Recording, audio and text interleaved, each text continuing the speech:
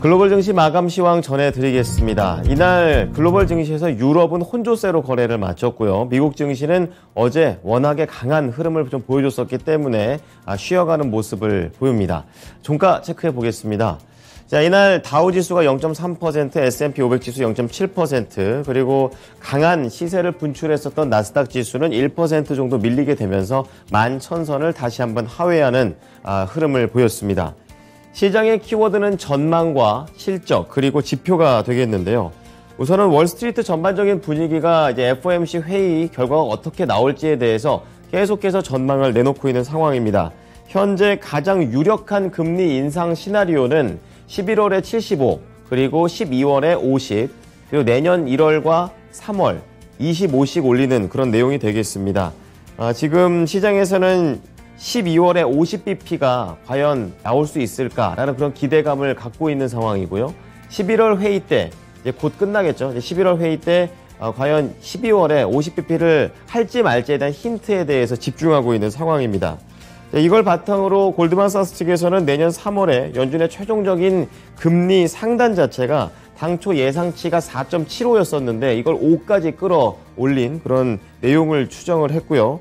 시장에서는 미국의 인플레이션이 여전히 8.2% 높기 때문에 단순히 계속해서 연준은 어떤 행보가 보이든 당분간은 금리 인상 기조는 지속될 것으로 내다보고 있습니다. 자, 이어서 실적과 관련된 내용입니다. 지금 팩트셋에 따르면 S&P 500 지수에 상장된 기업들의 절반 이상이 3분기 실적을 발표를 했습니다. 지금 순이익 증가율이 2.2%로 지난 2020년 3분기 마이너스 5.7% 이후로 가장 낮은 수준을 기록을 했습니다. 이제 그만큼 예상치를 웃도는 실적이 나왔지만 전반적인 내용 자체가 낮아졌다라고 볼 수가 있겠고요. 기업들의 실적 발표가 71%가 긍정적이었지만 나머지 같은 경우에는 전체적으로 부진한 전망을 냈다는 것도 시장의 또 하나의 부담 요인이 됐습니다. 네, 다음은 경제 지표입니다. 지금 제조업 활동과 관련된 두 가지 지표가 나왔습니다. 모두 다 부진하게 나오게 되면서 속도 조절에 조금 더 긍정적으로 다가가는 그런 내용이 되겠는데요. ISM 쪽에서 발표를 한 10월 시카고 구매 관리자 지수가 45.2가 나왔습니다. 2개월 연속으로 50포인트 밑으로 밑돌았습니다. 그만큼 위축세가 지속이 됐다라는 얘기고요. 그리고 댈러스 연은 쪽에서 이 관할 지역의 제조업체들을 조사하고 있는 10월 제조업 지수가 마이너스 19.4포인트가 나왔습니다. 6개월 연속으로 마이너스대가 나오게 되면서 제조업 쪽이 상당히 부진하게 흘러가고 있다는 것을 시사를 했습니다. 자, 이어서 섹터와 업종별 흐름 체크하겠습니다. 금요일장, 그러니까 미국 기준으로 금요일장 때는 평균 2.4% 올라가게 되면서 강한 상승세를 보였는데요. 이제 월요일 들어오게 되면서 이제 에너지 빼고는 다 밀렸고 0.7% 소폭 쉬어가는 흐름으로 진행이 됐습니다. 이날 유일하게 상승했던 것이 바로 에너지입니다. 0.6% 오르면서 일부 중소형 에너지 관련된 종목들이 상승을 하면서 거래를 마친 것이고요. 그리고 금요일날 가장 센 흐름을 보여줬었던 IT 서비스는 차익 매물이 나오게 되면서 이날은 가장 부진했던 흐름으로 보여줬습니다. 자, 이어서 좀 더 자세하게 종목으로 넘어가 보겠습니다. 금요일하고는 분위기가 완전히 다르죠. 약간 이제 힘이 좀 빠져나간 그런 흐름이 되겠고요. 대형 IT 종목들이 대부분 부진하게 되면서 투자 심리를 좀 끌어내렸고요. 그리고 지표 부진으로 인해서 금융주들도 전반적으로 빨간불을 킨 게 더 많은 상황입니다. 그러한 가운데 시장이 밀리다 보니까 헬스케어 쪽에서 어느 정도 선방을 해줬고 나머지 작은 종목들 중에서는 앞서 말씀드렸던 에너지 쪽에서 중소형 쪽이 강했고 그리고 유독 이날 리조트와 관련된 종목들이 강한 흐름을 보였습니다. 자, 하나씩 보겠습니다. IT 쪽에서는 오른 종목이 없죠. 그 중에서도 메타 플랫폼스가 가장 약하게 모습을 보여줬었는데요. 6% 밀렸습니다. 지금 인스타그램과 관련해서 먹통이 났다라는 그런 내용이 나왔고 거기에다가 사장 자체가 이 메타 플랫폼스와 관련해서 계속해서 앞으로의 먹거리로 메타버스에 대한 비용을 늘린다고 얘기를 했습니다. 그래서 시장에서는 과연 이런 상황에서 투자를 하는 것이 맞은가 이런 내용들을 계속 고려하게 됐고 결국에 이러한 우려 속에서 마이크로소프트와 애플이 1.5%씩 밀렸고 비슷한 업종 내에 있는 구글에 비해서 알파벳이 1.9%, 아마존도 0.9%대의 약세 흐름을 보여줬습니다. 그리고 이렇게 기술주들이 약하게 지나가는 데 또 하나로는 또 강달러가 한몫을 하게 되면서 부담이 됐습니다. 네, 다음은 반도체 체크해 보겠습니다. 이 중간에 위치되어 있고요. 이날 반도체와 관련된 종목들은 전반적으로 다 밀려 내려가는 흐름이었습니다. 필라델피아 반도체 지수가 2% 밀렸습니다. 하루 만에 어제 올랐던 거에 한 3분의 2 정도 상승폭을 반납하는 그런 내용이 되겠고요. 엔비디아가 2.4, AMD가 지금 3.1, 인텔 어제 강했었죠. 2.2%까지 밀렸고 NXP 세미컨덕터가 3.6%대의 하락률을 보였습니다. 개별적으로는 언 세미컨덕터가 가장 많이 밀렸습니다. 8.9% 밀렸는데요. 실적은 잘 냈는데 전망을 부진하게 내게 되면서 하락을 하는 흐름이었었고요. 그리고 AMD도 실적 발표를 이제 곧 앞두고 있는데 FOMC에 대한 그런 부담감이 반영이 되면서 밀렸습니다.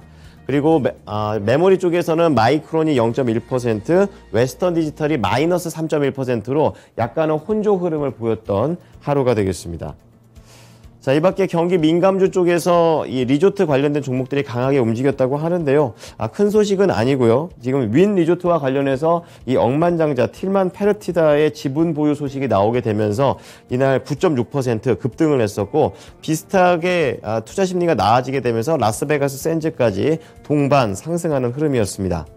자, 마지막으로 유가 체크해 보겠습니다. 이날 유가에서는 큰 종목들은 미미한 그런 움직임을 보였지만 중소형 단에서는 전반적인 강세 흐름이 나왔습니다. 더 올랐던 종목들의 차트상의 공통점을 찾아보게 되면은 2거래일 연속으로 밀렸다가 반등을 주는 그런 공통점을 보여줬습니다. 지금 저가 매수세가 들어왔다 정도로 해석을 해볼 수가 있겠고요. 그리고 오늘 상태는 좀 이렇지만 전반적으로 유가 관련된 종목들은 고공행진을 하고 있기 때문에 고점에 대한 그런 부담감도 동시에 들어가 있습니다. 이날 큰 종목인 엑소모빌과 쉐보론은 0.1, 0.5% 소폭 상승에 그쳤지만 패턴은 똑같았었고요. 그리고 시추 기업 중에서는 이오지 리소시스가 2.1%, 대본에너지 1.7%, 그리고 시추와 관련된 장비, 그리고 서비스를 담당하고 있는 슐럼버거가 3.1%, 베이커 휴즈와 할리버튼이 1.5%씩 상승하는 흐름을 보여줬습니다. 자, 오늘 특징주 보겠습니다. 첫 번째로는 태양광 쪽에서 찾아봤습니다. 퍼스트 솔라입니다. 전망이 잘 나오게 되면서 이날 거의 10%에 가까운 강세를 보였고 최근에 한번 이렇게 오름세를 보이다 이 에너지를 모으고 추가적으로 상단을 뚫어내는 흐름이 나오고 있습니다. 뱅크 오브 아메리카에서 목표가를 상향 조정했는데요. 앞으로 긍정적인 전망을 지속한다라는 내용입니다. 구체적으로는 바이든 행정부의 IRA 법안과 관련해서 시행에 수혜를 받는다라는 점이 있고요. 그리고 이 퍼스트 솔라 자체가 미국에서 유일하게 대형 태양광 업체이기 때문에 그 수혜를 가장 먼저 볼 것이다라는 이유에서 상승세를 보여줬습니다. 이날 퍼스트 솔라 145달러에 안착하면서 거래를 마쳤습니다. 예, 다음은 조금은 생소한 종목이 되겠습니다. 썬코크 에너지. 이름에서 이미 알 수 있는 것이 석탄과 관련된 그런 내용이 되겠습니다. 석탄 가격이 지속적으로 올라가게 되면서 실적이 잘 나온다라는 그런 내용에 따라 움직였고요. 이날 썬코크 에너지는 음봉으로 거래를 마쳤지만 5.1% 강세를 보이면서 거래를 마쳤습니다. 지금 썬코크 에너지는 미국하고 브라질에서 이제 광산 이 석탄 채굴을 하는 그런 기업이 되겠는데요. 개선된 실적을 보고했습니다. 매출과 주당 순이익이 급증하는 흐름인데요. 매출이 4,140만 달러, 그리고 주당 순이익은 0.49달러. 이렇게 얘기가 나왔고요. 지금 아무래도 유럽에서 에너지와 관련된 대란이 영향을 미치고 있습니다. 지금 코크의 수출 가격이 급등하고 있다는 점이 긍정적인 내용으로 잡혔고요. 그리고 자체적으로도 법인세와 관련된 혜택이 받쳐주게 되면서 이날 썬코크 에너지 미국 뉴욕 증시 내에서도 강하게 튀어 올랐습니다. 자, 다음은 유럽으로 넘어가 보겠습니다.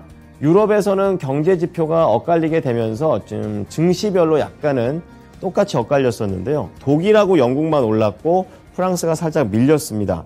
특히 이날 발표된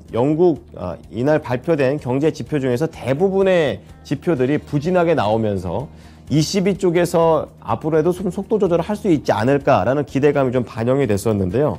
대표적으로 유로존의 소비자 물가지수 상승률이 지금 두 자릿대로 뛰면서 역대 최고치로 계속 올라가고 있는 부담이 있고요.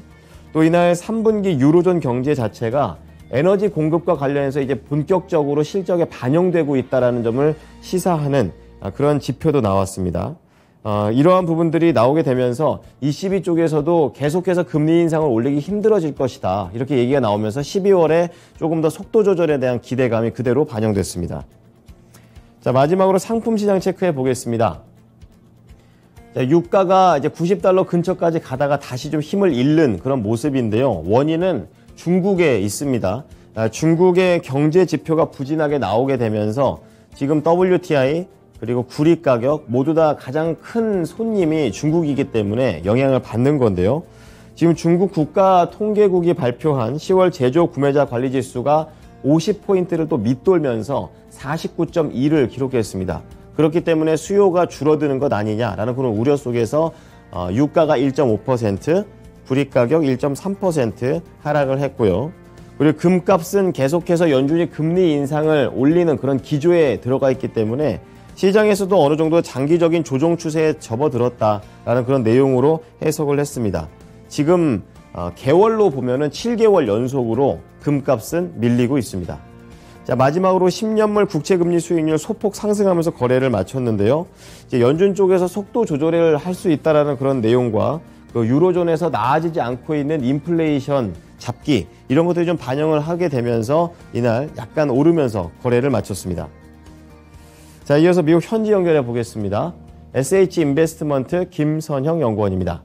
연구원님 안녕하십니까? 네, 안녕하십니까? 네. 자, 우선은 미국 증시 약간은 이제 FOMC 중요한 이벤트를 앞두고 조금은 쉬어가는 분위기였었는데요. 세부적으로 어떠한 소식들이 있었나요? 예, 오늘 뉴욕 증시는 11월 FOMC를 앞둔 경기 심리가 짙어지면서 3대 지수가 모두 1% 안팎의 하락으로 거래를 마쳤습니다. 지난주에 증시 상승에 따른 차익 실현 매물이 장중 꾸준히 유입된 하루였는데요. 많은 전문가들은 11월 2일 정례 회의에서 연준이 금리를 0.75%포인트 인상할 것으로 예상하면서 이 경우 미국의 기준금리는 3.75에서 4%로 오르게 됩니다. 시장은 연준이 다음 회의부터 금리 인상 속도를 완화할 수 있을 것으로 기대를 하고 있는 가운데 이번 회의에서 금리 인상 속도 완화 신호가 나온다면 뉴욕 증시가 추가 상승할 것으로 보이지만 그렇지 않을 경우에는 시장은 실망감에 빠져 반대로 흘러갈 수 있다는 우려도 만만치 않은 상황인데요. 오늘 8일에는 중간 선거도 예정되어 있습니다. 역사적으로 2차 대전 이후 뉴욕 증시는 중간 선거 이후 12개월 동안 어김없이 상승했지만 자문사 블랙록은 금리 인상에 가져올 경기 침체 문제를 고려한다면 이번에는 랠리가 없을 수도 있다고 지적을 하고 있습니다. 한편 유로존의 10월 소비자 물가가 1년 전보다 10.7% 급등하면서 1997년 관련 통계가 집계된 이후 12개월째 연속 최고치를 기록했다는 뉴스가 미국의 국채 상승으로 이어지면서 국채금리의 상승으로 이어지면서 오늘 증시에는 하락 압력을 가했는데요. 유럽연합의 통계기구 유로스타트는 10월 유로존의 CPI 예측치가 전년 동기 대비 10.7%가 올랐다고 밝혔습니다. 유럽중앙은행이 지난달 27일 두 달 연속 자이언트 스텝의 금리 인상을 단행했지만 물가를 잡기에는 역부족이었다는 분석인 가운데 10월의 물가는 에너지와 식료품 가격이 이끌었습니다. 에너지 가격은 전년 동월 대비 41.9%나 폭등했으며 식료품은 13.1% 상승했고 변동이 높은 에너지와 식료품을 제외한 근원 물가는 9월에 4.8에서 10월에는 5.5%로 상승했습니다. 유로존 19개 국가 중 11개국이 두 자릿수의 인플레이션을 기록했던 가운데 유럽 최대 경제국인 독일이 11.6%, 이탈리아 12.8, 에스토니아는 22.4, 리투아니아 22, 라트비아가 21.8% 등 발트 3국이 20%를 넘겼던 가운데 유로존 내에서 물가 상승률이 가장 낮은 국가는 프랑스로 7.1%였던 것으로 나타나고 있는 반면 경제 성장세는 급격히 둔화되고 있습니다. 3, 4분기 유로존의 계절 조정 기준 GDP는 2.1% 성장하는 데 그쳤는데요. 러시아의 우크라이나 침공에 따른 에너지 위기와 인플레이션, 금리 인상 등에 따른 여파로 특히 벨기에와 오스트리아는 각각 마이너스 0.1과 마이너스 1.7%를 기록하면서 전분기 대비 마이너스 성장을 기록하며 눈길을 끌었습니다. 기관 투자자들로부터 최고의 포트폴리오 전략가로 선정된 모간 스탠리의 마이클 윌슨이 이번 랠리로 S&P 500 지수가 4,000에서 최대 4,150까지 추가 상승할 수 있다고 예측을 하고 있습니다. 연초에 그는 올해 주가 하락을 예측한 몇 안 되는 전략가 중 하나로 CNBC 마켓이 조사한 전략가 설문조사 결과 그는 연말 목표를 S&P 500 기준 3,900으로 설정해 평균 예측치 4,023보다 낮게 제시했었는데요. 그는 2023년의 EPS 추정치가 의미 있게 내려갈 때까지는 단기 랠리가 지속될 것이라면서 이번 회의에서 75 베이시스 포인트를 인상한다 하더라도 연축이 긴축의 끝이 가까워 있다는 신호를 보낼 가능성이 있다며 이 경우 랠리는 연장될 수 있다고 지적했습니다. 하지만 그는 랠리가 끝나고 나면 S&P 500은 다시 저점을 테스트할 가능성이 있다며 자신은 3,700지점을 후행 손절매로 이용할 것이라면서 현재 시장이 직면한 가장 큰 역풍은 기업 실적의 악화, 특히 낮은 가이던스라면서 소비자 지출 둔화와 외환 역풍, 국제적인 경제 둔화, 높은 금리 등으로 인해 기업들이 가이던스를 낮출 가능성이 높다고 예측하고 있습니다. 네, 호재보다는 악재가 조금 더 많은 그런 시장인 것 같습니다. 이어서 종목 얘기로 넘어가 볼 텐데요. 자, 이날 미디어 기업들 전반적으로 좀 부진한 흐름을 보였습니다. 특히 그중에서 파라마운트 글로벌 하락을 했었는데요. 투자 의견이 어떻게 나왔습니까? 예, 증권사 웰스파고가 투자 의견을 하향 조정했다는 소식으로 미디어 기업 파라마운트 글로벌의 주가가 오늘 3.7% 하락해 $18 32센트 거래를 마쳤습니다. 웰스파고는 케이블과 스트리밍 사업 모두 어려움을 겪고 있다면서 투자 의견을 비중 축소로 낮추고 목표 주가는 금요일 종가 대비 30%가 낮은 $13로 제시하고 있는데요. 월스파거는 현재의 추세에서 파라마운트의 프리미엄 배수는 정당화될 수가 없다면서 파라마운트는 현재 2023년 수익 추정치의 8.5배 선에서 거래되고 있다면서 7배인 워너브라더스와 디스커버리, 6배인 폭스 등 경쟁업체보다 비교적 높은 배수에 거래되고 있다고 지적했습니다. 마지막으로 내일은 전미 공급관리자협회 ISM의 10월 제조 PMI가 발표되며 시장 예상은 전달 대비 소폭 하락한 50. 이어 상무부의 9월 건설 지출, 노동부의 9월 구인 그리고 이직 고용 보고서, S&P 글로벌의 10월 제조 PMI 최종치, 10월 미국 내 자동차 판매량이 발표되고 파이저를 시작으로 어메리칸 인터내셔널, 애플렉, 어드밴스 마이크로 디바이시스, 일라이 릴리, 톰슨 로이터스, 필립스 66, 사이먼 프로퍼티스, 리어코프, 클로락스, 알코닉, 피트니 보우스, 에어비앤비, 마라톤 페트롤리움, 우보 테크놀로지, 그리고 일렉트로닉 아스가 지난 3분기 실적을 발표합니다. 네, 지금까지 SH인베스트먼트 김선영 연구원이었습니다. 연구원님 잘 들었습니다. 네, 감사합니다. 네, 지금까지 글로벌 증시 마감 시황이었습니다.